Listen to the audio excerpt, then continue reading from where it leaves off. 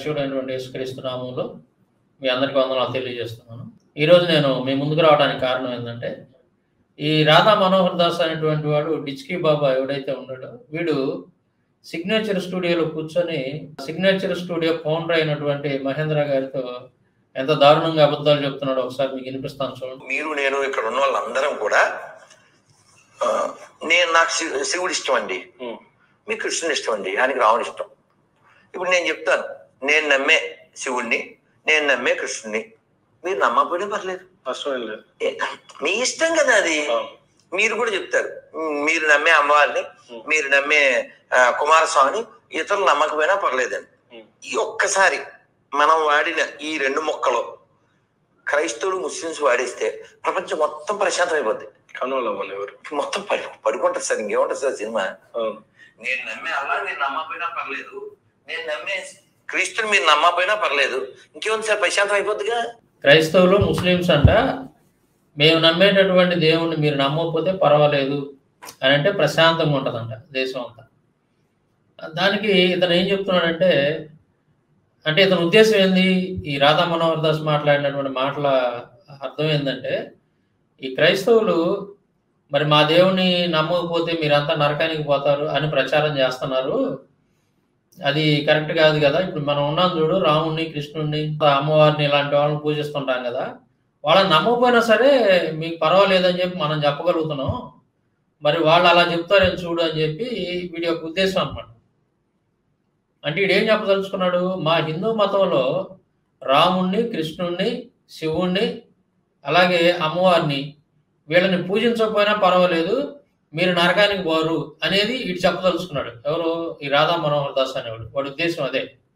అంటే మీరు మా దేవుడిని నమ్మకపోయినా సరే మీకు ఏం కాదు అనేది వాడి ఉద్దేశం. వాడు గతంలో కూడా చాలా వీడియోల్లో చెప్పాడు. ఈ రాధా మనోహర్ దాస్ అనేవాడు చాలా వీడియోలు గతంలో, మా దేవుడిని నమ్మకపోయినా పర్వాలేదు, కానీ మా దేవుడు మిమ్మల్ని నరకంలో ఏరు, కానీ మీరేం చేస్తున్నారు, యేసుక్రీస్తు నమ్మకపోతే నరకానికి పోతారని ప్రచారం చేస్తున్నారు, ఇది తప్పు అని చెప్పేసి వీడు గతంలో చాలాసార్లు మాట్లాడినటువంటి వీడియోలు కూడా మనం చూసాం.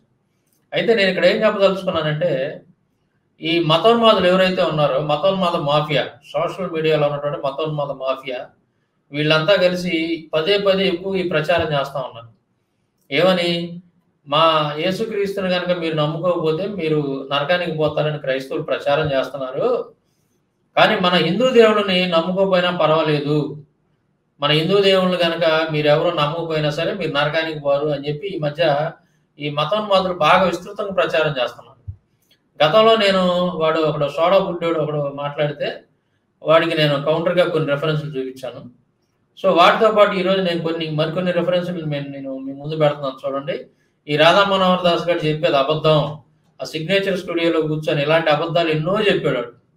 అందుకే నేను ఏం చెప్తున్నానంటే, పదే సిగ్నేచర్ స్టూడియో వాళ్ళకి, మహేంద్ర గారికి, వీళ్ళందరికీ నేను విజ్ఞప్తి చేస్తున్నాను, నన్ను పిలవండి అక్కడ స్టూడియోకి. ఖచ్చితంగా రాధా మనోహర్ దాస్ని పిలవండి, మేమిద్దరం ఎదురెదురు కూర్చొని డిబేట్ చేస్తాం ఆ చెప్పినటువంటి విషయాలన్నిటి మీద, వాడు చెప్పిన అంశాలన్నిటి మీద. అలాగే వాడు ఏదైతే కొన్ని ప్రశ్నలు ఇచ్చాడో వాటి మీద కూడా మేము మాట్లాడతాం. తిరిగి నేను కొన్ని ప్రశ్నలు అడుగుతాను, వాటికి సమాధానం చెప్పాలి రాధా మనోహర్ గారు. సో ఈ కండిషన్ మీద మరి మీరు పిలిస్తే నేను సిద్ధంగా ఉన్నాను వాడితో మాట్లాడటానికి, డిబేట్ చేయడానికి, రాధా మనోహర్ దాస్ గారితో మాట్లాడటానికి.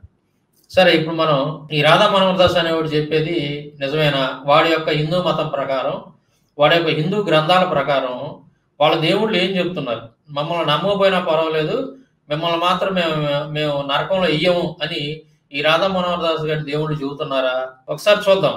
ఇక్కడ చూడండి, బ్రహ్మవేత్త పురాణము ప్రకృతి ఖండము 31వ అధ్యాయము 16-17 శ్లోకాలు కనుక మనం చూస్తే ఇక్కడ ఏమనుంది, శివలింగమును పూజించిన వాడు పరమశివుని యొక్క కోపం వలన భయంకరమైన శూలప్రోతమైన నరకమున 100 సంవత్సరములును.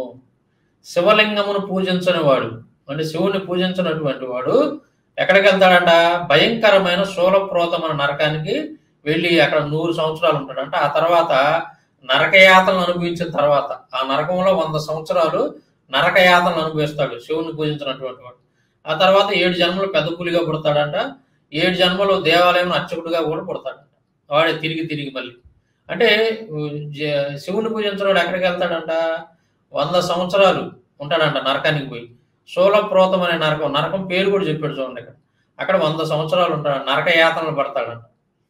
మరి రాధా మనోహర్ దాస్ గారు ఏంటి అలా చెప్తాడు? తర్వాత పద్మపురాణం భూమికాండం 96వ అధ్యాయం 11వ శ్లోకంలో మనం చూస్తే, సమస్త ప్రపంచానికి పరిపాలకుడు అయినటువంటి విష్ణువును పూజించిన వారు నరకానికి పోతారు అని. పద్మపురాణంలో ఏముంది? విష్ణువును పూజించిన వారు నరకానికి పోతారు. మరి వాడు రాధా మనోహర్ దాస్ ఏంటి అలా చెప్తాడు? డిచ్కి బాబా గారు సిగ్నేచర్ స్టూడియోలో కూర్చొని అన్ని అబద్ధాలు చెప్తా ఉన్నాడు. విష్ణువును పూజించిన వారు నరకానికి పోతారు. అలాగే ఇందాక మనం చూసాం, శివుణ్ణి పూజించినటువంటి వాళ్ళు శూలప్రోధం అనే నరకానికి పోతారు. అంటే వీళ్ళ విష్ణువుని శివుణ్ణి పూజించినటువంటి వాళ్ళు నరకానికి పోతారని చాలా స్పష్టంగా వీళ్ళ గ్రంథాల్లో రాసి ఉంటే, మా దేవుళ్ళు నమ్మకపోయినా పర్వాలేదు నరకానికి పోరు అని చెప్పేసి వీడు మాట్లాడుతూ ఉన్నాడంటే వీళ్ళు ఏమనుకోవాలి చూడండి, ఎంత దారుణంగా అబద్ధాలు చెప్తున్నాడు. తర్వాత చూద్దాం. బ్రహ్మవర్త పురాణం బ్రహ్మఖండము 11వ అధ్యాయం 35వ శ్లోకాన్ని మనం చూస్తే, శ్రీకృష్ణుడికి నైవేద్యం పెట్టకుండా తినే ఆహారం మలంతో సమానం, పాలు మూత్రంతో సమానం. శ్రీకృష్ణుడికి నైవేద్యం పెట్టకుండా తినే ఆహారం అంటే మీరు తినబోయే ముందు వాళ్ళ కృష్ణుడికి నైవేద్యం పెట్టాలి. అలా పెట్టకుండా కనుక మీరు ఆహారం తిన్నారంటే అది మలంతో సమానం, మీరు మలం తిన్నట్టే. అలాగే పాలు ఏవైతే ఉంటాయో ఈ పాలు కనుక తాగారంటే నైవేద్యం పెట్టకుండా కృష్ణుడికి మీరు కనుక తాగేశారంటే మాత్రం అది మూత్రంతో సమానం. మూత్రంతో సమానం అంటే ఏంది? ఇక్కడ మీరు అన్నం నైవేద్యం కనుక కృష్ణుడు పెట్టకుండా తింటే పెంట తిన్నట్టే, పాలు తాగితే కనుక మూత్రం తాగినట్టే అని చెప్పేసి చాలా స్పష్టంగా బ్రహ్మవర్త పురాణంలో ఉంది. ఇక్కడ చూడండి, పద్మపురాణం భూమికాండం 96వ అధ్యాయం 3వ శ్లోకంలో చూస్తే, నాస్తికులు గర్విష్ఠులు కృతజ్ఞత లేని వారు నరకానికి పోతారు. నాస్తికులు అనే మాట ఇక్కడ వాడాడు చూడండి. నాస్తికులు అంటే ఎవరు? దేవుణ్ణి నమ్మనటువంటి వాళ్ళు, వీళ్ళ గ్రంథాలను కానీ వీళ్ళ దేవుళ్ళు కానీ నమ్మనటువంటి వాళ్ళు, ఎవరిని అసలు దేవుడు అనేటువంటి వాళ్ళు నమ్మనటువంటి నాస్తికులు, ఈ నాస్తికులు కూడా నరకానికి పోతారని చెప్పి చాలా స్పష్టంగా ఉంది. లింగపురాణం పూర్వభాగం 7వ అధ్యాయం 27-28 శ్లోకాలు కనుక మనం చూస్తే, ఘోరము అను నరకము నుండి మాయ అను పేరు గల నరకము వరకును 28 కోట్ల నరకాలు ఉన్నాయంట. శివుడిని పూజించిన వారు 28 కోట్ల నరకాల్లో పడతారంట. 28 కోట్ల నరకాలు ఉన్నాయంట మొత్తం. ఆ 28 కోట్ల నరకాల్లో శివుణ్ణి పూజించినటువంటి వాళ్ళు పడతారంట. మరి డిచ్కీ గాడు ఏంటి ఎలా మాట్లాడతాడు? తర్వాత చూడండి, వీడు ఇందాకలా ఒక మాట అన్నాడు చూడండి, నేను మళ్ళీ వినిపిస్తాను మీకు. మీరు కూడా చెప్తారు, మీరు నమ్మే అమ్మవారిని, మీరు నమ్మే కుమారస్వామిని ఇతరులు నమ్మకపోయినా పర్లేదండి. అది అమ్మవారిని పూజించినటువంటి వాళ్ళు పూజించకపోయినా పర్లేదంట. మీరు ఎవరో కూడా అమ్మవారిని పూజించకపోయినా పర్వాలేదండి, దానివల్ల ఏమి ఇబ్బంది లేదు, మన అమ్మవారు ఏమి చేయదు అన్నట్టుగా మాట్లాడుతున్నాడు. సో వాళ్ళ గ్రంథాల్లో ఏం రాసిందో చూడండి. దేవి భాగవతం 5వ స్కందం 20వ అధ్యాయం 8వ శ్లోకంలో, భరత భూమిపై మనుషుడై పుట్టినవాడు జగన్మాతను పూజించనిచో వాడు ధనధాన్యాలు లేని దరిద్రుడు అవుతాడు, అతనికి సంతానము కలగదు, రోగాలు రుష్టులతో నరకయాతనలు అనుభవించును. ఈ భూమి మీద మనిషి అయి పుట్టినటువంటి వాడు ఈ అమ్మవారిని అంటే జగన్మాతను కనుక పూజించలేదు అనుకోండి, వాడు ధనధాన్యాలు లేని దరిద్రుడు అవుతాడు, అతని సంతానం కలగదు, రోగాలు రుష్టులతో నరకయాతనలు అనుభవిస్తాడు. మరి అమ్మవారిని పూజించకపోయినా పర్వాలేదని చెప్పేసి వీడు ఈ డిస్కీ గారు చెబుతున్నాడు ఏంటి అంటే, వాడు ఎప్పుడైనా ఈ గ్రంథాలు చదివేస్తే కదా, ఈ గ్రంథాల్లో ఏముందో వాడి మత గ్రంథాల్లో ఏముందో వాడికే తెలియదు అదనమాట. ఇంకా చాలా రెఫరెన్స్లు ఉన్నాయి. ఈ సిగ్నేచర్ స్టూడియో వాళ్ళు కనుక నన్ను పిలిచి అక్కడ కూర్చోబెడితే ఇలాంటి రెఫరెన్స్లు మీరు అలసిపోయేదాకా నేను చూపిస్తాను. వాళ్ళ గ్రంథాల నుంచే, హిందూ మత గ్రంథాల నుంచే ఇలాంటి విషయాలన్నీ కూడా ఎక్కడెక్కడ ఉన్నాయి, ఎన్ని ఉన్నాయి అనేది నేను క్లియర్గా మొత్తం వివరిస్తాను అనమాట. జస్ట్ ఒక శాంపిల్ మాత్రమే 4 రెఫరెన్స్లు చూపించాను. అంటే ఏంది, హిందువుల యొక్క దేవుళ్ళని నమ్మనటువంటి వాళ్ళు లేదా పూజించినటువంటి వాళ్ళు, వాళ్ళని ఆశ్రయించినటువంటి వాళ్ళు ఖచ్చితంగా నరకానికి పోతారు అని చాలా క్లియర్గా వాళ్ళ గ్రంథాల్లో చాలా చోట్ల ఉంది. అర్థమైందా? మరి ఈ డిస్కీ గాడు వచ్చి చెబుతున్నాడు నమ్మకపోయినా పర్వాలేదు అని నేను చెప్తాను, మీరు చెప్పగలరా అంటే, నువ్వు చెబితే అటు కుదిరేదిరా రే డిస్కీ, నువ్వేమన్నా దేవుడువా? ఒరే డిస్కీ, రాధా మనోహర్ దాస్ 50-50 దాస్, నువ్వుగా చెప్పాల్సింది మీ దేవుళ్ళు చెప్పాలి. మీ యొక్క గ్రంథాల్లో మా దేవుళ్ళు గురించి రాశారని చెప్పి మీరు ఏదైతే చెప్పుకుంటా ఉన్నారో ఆ గ్రంథాల్లో ఏముందో దాన్ని బట్టి మాట్లాడాలి. నీ సొంత మాట ఎవరికి కావాలా?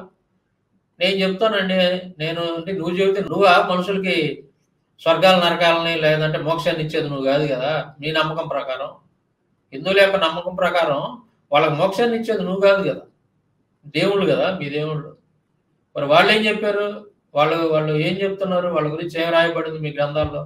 ఎప్పుడైనా చదివి వచ్చావు నువ్వు? ఏమనుంది? మీ దేవుడిని నమ్మకపోతే నరకానికి పోతారు, 28 కోట్ల నరకాలు ఉన్నాయంట. 28 కోట్ల నరకాలు లింగ పురాణంలో నేను చూపించాను. మరి డిచ్కి గడేంది అంటే హిందువులు మొత్తాన్ని లేదా అందరిని తీసుకెళ్ళి నరకంలో పడేయాలని చూస్తున్నాడు వీడు ఎవడు డిచ్కి గాడు. వాళ్ళు నమ్ముతున్నటువంటి నమ్మకం ప్రకారం ఎరా డిచ్కి. సో సిగ్నేచర్ స్టూడియో సాక్షిగా ఈ డిచ్కి గాడు మళ్ళీ ఒకసారి ఎలాంటి అబద్ధాలు చెప్పాడు చూడండి. ఇంకా వాడు ఏమేమి ఎక్కడెక్కడ ఏమేమి చెప్పాడో వాటన్నిటి మీద నేను 2 రోజులకు ఒకసారి వీడియో అయినా సరే నేను రిలీజ్ చేస్తాను చూడండి. తర్వాత సిగ్నేచర్ స్టూడియో వాళ్ళకి నా విజ్ఞప్తి ఏంటంటే ఆ ఫౌండర్ మహేంద్ర గారు ఎవరైతే ఉన్నారో ఈ రాధా మనోహర్ దాస్ అనేవాడు వాడు పెద్ద పోరంబోగాడు. వాడి మీద నేను గతంలో వాడు ఎలా పోరంబోగాడని నేను ఊరకే అంటలేదు. నేను గతంలో రీసెంట్గా పెట్టినటువంటి వీడియోలో కొన్ని ఎవిడెన్స్ కూడా పెట్టాను వాడు ఎలాంటి వాడు చెప్పడానికి. తర్వాత వాడికి హిందూ గ్రంథాల గురించి ఏమీ తెలియదు. హిందూ గ్రంథాల గురించి వాడు అబద్ధాలు చెప్తున్నాడు.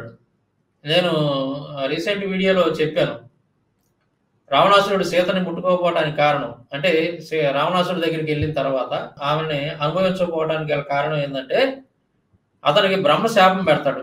బ్రహ్మశాపం పెట్టడం వల్ల నేను సీతను ముట్టుకోవట్లేదు అని చెప్పేసి రావణాసురుడు చెప్తాడు స్వయంగా.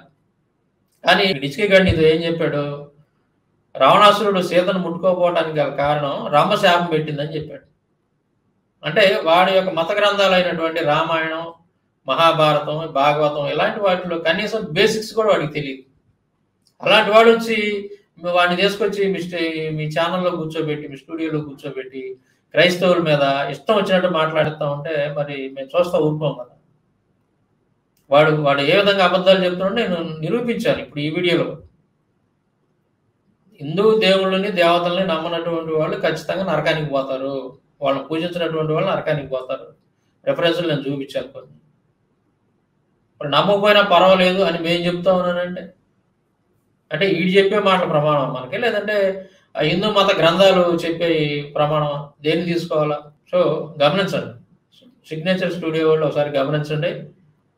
వాడు చెప్పినవన్నీ కూడా అబద్ధాలు. వాడు ఏదో ప్రశ్నలు సంధించానని చెప్పాడు కదా, ఆ ప్రశ్నలన్నిటికీ నేను ఆన్సర్ ఇస్తాను.